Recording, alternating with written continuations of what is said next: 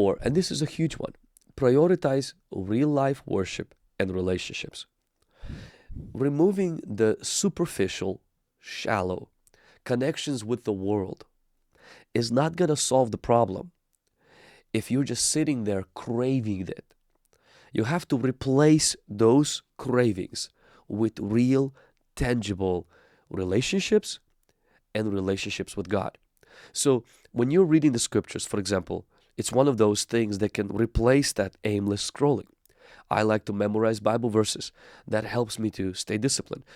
Go work out, go on a bike ride, swimming, or go to a small group. So prioritize real relationships where your mind is focused on the people in front of you. When you go on a date night with your spouse, if you're married, don't drag your phone there. Don't bring it there. When you go into a bedroom, it's a place for intimacy if you are married. It's not a place for scrolling.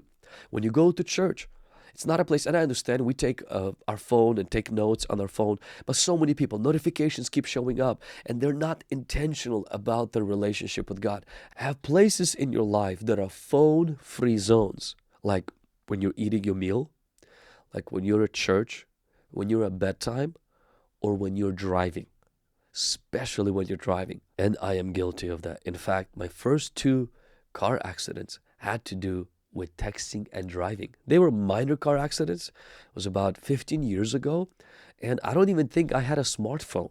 One of my phones was dumb phone. Like, it didn't do anything except text. It was that flip phone.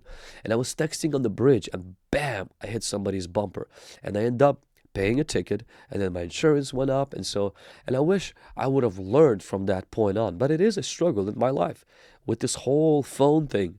And I am definitely in a better place today than I was, I would say, a year ago, especially when my son came. As I mentioned, I had to readjust a lot of things to really prioritize my time and to be intentional, receiving some complaints from my wife as well. Hey, you got to be present, and understanding that I want to be present for my family.